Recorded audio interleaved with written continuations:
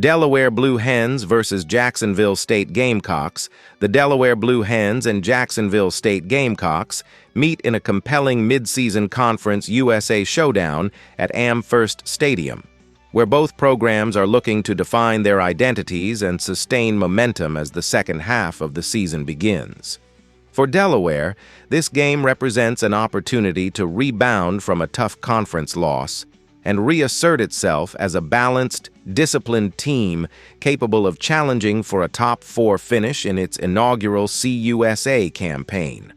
For Jacksonville State, it's a chance to prove that the Gamecocks' power-running identity and resilient defensive core can stand up against one of the league's most efficient passing attacks. Both teams enter with nearly identical resumes, but the contrast in how they get results couldn't be sharper. Delaware thrives on precision and timing through the air, while Jacksonville State prefers to grind opponents into submission behind its bruising ground game. Delaware enters the matchup at 3-2 overall and 1-1 in conference play, positioned in the middle of a crowded standings table that includes 7 teams separated by just a single win. Their season has been marked by thrilling finishes, a hallmark of head coach Ryan Carty's balanced offensive system that blends creative play design with strong quarterback fundamentals. The Blue Hens' most recent outing, a 27-24 loss to Western Kentucky, was emblematic of their season so far. Competitive, efficient, but lacking the finishing edge that separates contenders from spoilers. That setback followed a string of impressive performances, including a 44-41 overtime victory over UConn and a dominant 38-16 rout of FIU.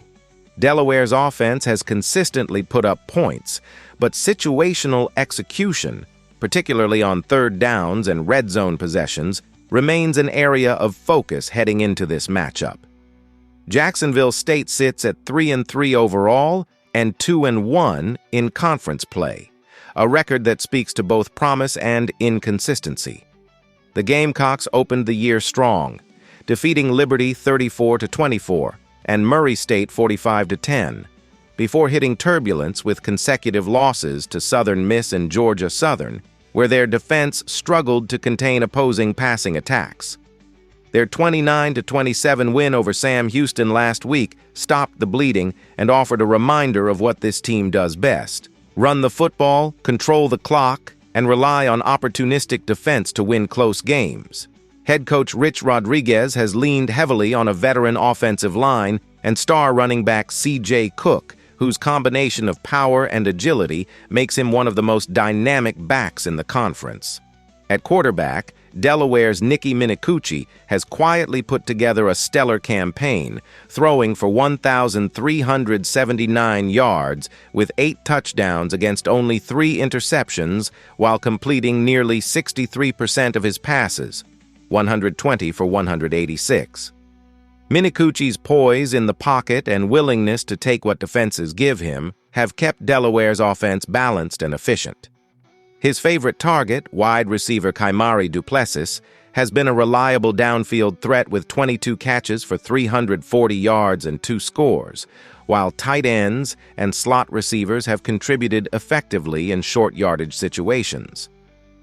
Minicucci's connection with Duplessis is critical. When those two are in rhythm, Delaware's passing game forces safeties to back off, opening lanes for running back Jalen Silver, who has tallied 373 yards and 3 touchdowns on 62 carries. Silver isn't a pure bruiser, but his vision and acceleration through the gaps make him dangerous when Delaware's offensive line establishes rhythm early. Jacksonville State's offensive identity, by contrast, is grounded in physical dominance. Quarterback Gavin Wimsatt, a transfer with big play potential, has posted 576 passing yards and 2 touchdowns through 6 games. But his role is more about managing tempo than putting up gaudy stats. The real engine is Cook, whose 832 yards and 7 rushing touchdowns rank among the top backs in CUSA. His 5.9 yards per carry speak to both vision and power. He's as comfortable running inside zone as he is breaking runs to the perimeter. Wide receiver Bryce Rechsteiner has been Wimsat's most dependable weapon in the passing game, catching 17 passes for 215 yards and 3 touchdowns. Though not a high-volume offense through the air, the Gamecocks have thrived on chunk plays set up by their play-action schemes, particularly in second and short situations where defenses sell out to stop Cook. Defensively, both teams have shown flashes of excellence, but remain inconsistent. Delaware's linebacker Grant Mole has been the emotional core of the defense with 41 tackles, often leading by example as the unit's most active presence in run support. His ability to diagnose plays quickly will be vital against Cook's downhill running style. Edge rusher Dylan Traynor has been the Blue Hens' top pass rusher with 2.5 sacks, though generating consistent pressure remains a team-wide challenge. Delaware's defensive philosophy hinges on forcing third and long situations, allowing its secondary to disguise coverages and bait quarterbacks into mistakes. For Jacksonville State, defensive lineman Elijah Oyebadejo anchors a front that's strong but occasionally over-aggressive, opening lanes for screens and draw plays. He's tied with Delaware's Traynor at 2.5 sacks, but it's his interior presence that demands double teams and frees up linebackers to flow downhill. Safety Ty Woods has been a steady force with 35 tackles, often used as a hybrid defender to provide run support while still covering slot receivers. The Gamecocks' defense has given up explosive plays in back-to-back weeks, something they'll need to address against a Delaware team that thrives on play-action passes and deep crossing routes. The last 5 games for each team tell a story of momentum swings and resilience. Delaware opened the season with a 35-17 win over Delaware State before falling 31-7 to Colorado in a game that exposed depth concerns along the defensive front. They rebounded with a statement overtime win over UConn, followed by the rout of FIU, before narrowly falling to Western Kentucky. Jacksonville State's trajectory has been similarly up and down. After opening with wins over Liberty and Murray State, they dropped close contests to Southern Miss and Georgia Southern, games that highlighted their secondary's struggles. Their most recent victory over Sam Houston showcased improved discipline, with the Gamecocks forcing 2 turnovers and winning time of possession by nearly 10 minutes.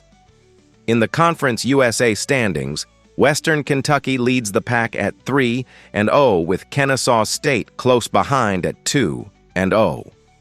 Jacksonville State's 2-1 record positions them firmly in the hunt, while Delaware at 1-1 sits just outside the top 4. This matchup carries meaningful implications for both. A Jacksonville State win would likely solidify their place as a top-tier conference contender and move them within striking distance of first place, while a Delaware upset on the road would boost their bowl eligibility outlook and announce their legitimacy as a new CUSA force.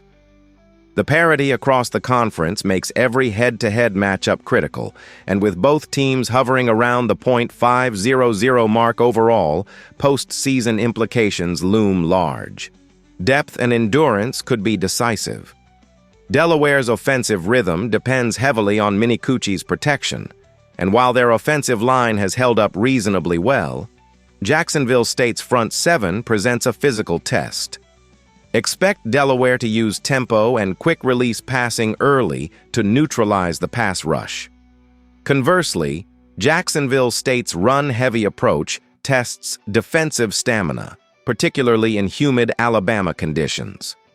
If Cook gets rolling, Delaware's defense could wear down late, which might open opportunities for play-action shots in the fourth quarter. Both teams are healthy, but mid-season fatigue makes depth vital. Delaware's defense must withstand Jacksonville State's power run, while the Gamecocks' secondary needs sharp tackling to limit yards after catch. Several X factors stand out. For Delaware, it's Minicucci's decision-making under pressure.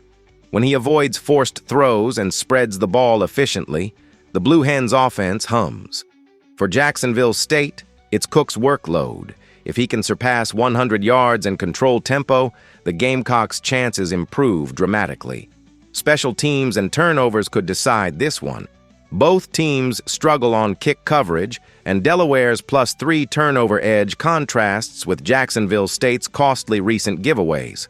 Projections favor Jacksonville State with a 57.6% win chance to Delaware's 42.4%, but numbers don't tell the whole story. Delaware's balanced offense, sharp tackling, and efficient passing could spark an upset if they find rhythm early and contain Cook. Expect a tactical battle. Delaware controlling tempo with short passes, while Jacksonville State leans on long, grinding drives. This matchup captures mid-season college football at its best, two rising teams pushing their limits. Jacksonville State's home edge and strong rushing attack give them the nod, but Delaware's precision and grit should keep it close. Jacksonville State 31, Delaware 27. The Gamecocks' bruising run game and physical defense will be just enough to overcome Delaware's balanced attack. Expect Minicucci and Duplessis to connect for multiple big plays, keeping the Blue Hens competitive deep into the fourth quarter. Cook's finishing ability could again be the difference, lifting Jacksonville State to a narrow win and a 4-3 record. Delaware drops to 3-3, but proves it can compete with the league's best, a key step in its Conference USA growth. After analyzing both teams, my pick for this match is Delaware winner. Drop your thoughts and predictions in the comments box. UTEP Miners versus Sam Houston Bearcats. When the UTEP Miners travel to Shell Energy Stadium to take on the Sam Houston Bearcats on October 15th, Conference USA will witness a matchup that feels like a crossroads for both programs. UTEP, sitting at 1-5 overall and 0-2 in conference play, seeks a rebound after a frustrating early season of narrow losses and inconsistent execution. Sam Houston, meanwhile, is mired in a winless 0-6 campaign and a 0-3 mark in CUSA play, desperate to salvage pride and momentum in front of its home crowd. Though neither team is contending for the conference crown, this game carries the emotional and developmental weight of a must-win. For UTEP, it's a chance to reestablish offensive rhythm and validate their preseason expectations. For Sam Houston, it's an opportunity to break through the frustration and end a losing streak that has stretched across the first half of the season. With both teams hungry and evenly matched statistically, this Thursday night clash promises tension, urgency, and a test of resilience more than dominance. Statistically, the matchup is as close as it gets. Analytical models slightly favor UTEP with a 60.3% win probability compared to Sam Houston's 39.7%. It's a razor-thin edge that reflects UTEP's slightly better offensive production, but also acknowledges Sam Houston's home field energy and potential to exploit defensive vulnerabilities. The Miners struggle to finish drives, while the Bearcats struggle to start them, a paradox that could shape the game's rhythm. UTEP's offense is led by quarterback M. Nelson, who has thrown for 1,163 yards with 9 touchdowns and 8 interceptions across 6 games. Nelson's arm talent is undeniable, capable of stretching defenses vertically, but turnovers have plagued his efficiency and stalled momentum. He'll face off against H. Watson, Sam Houston's dual-threat quarterback, who has amassed 754 passing yards and 208 rushing yards on 61 carries, scoring twice on the ground. Watson's mobility is Sam Houston's most potent weapon, giving the Bearcats a chance to stress UTEP's front seven, which has shown lapses against scrambling quarterbacks this season. Nelson represents the classic pocket passer, steady and rhythm-based, while Watson is the improviser, a field general capable of turning broken plays into big gains. Their contrasting styles encapsulate the game's narrative, one team searching for structure, the other thriving in chaos. While football is rarely a one-man show, both quarterbacks will have to shoulder much of the responsibility for dictating tempo and confidence. UTEP's passing attack has leaned heavily on K. Odom, the Miners' leading receiver, who has collected 26 receptions for 300 yards and 2 touchdowns. Odom's chemistry with Nelson is the backbone of UTEP's aerial threat, particularly on third downs and in red zone sequences. On the other side, Sam Houston's most dynamic offensive contributor has been E. Green, who has posted 133 receiving yards on 12 catches, often serving as Watson's safety valve on short and intermediate routes. Though Green lacks Odom's vertical range, his consistency in possession routes provides the Bearcats with reliable first-down production when drives threaten to stall. In the rushing department, both teams are remarkably even, each boasting a backfield capable of balancing their offensive identity. For UTEP, H. Wilson has tallied 208 yards and a touchdown on 39 carries, a 5.3-yard average that speaks to efficiency, but also underuse. The Miners' offensive coordinator has often leaned on the pass, but Wilson's power-running style could be crucial against a Sam Houston defense that has struggled to control the line of scrimmage late in games.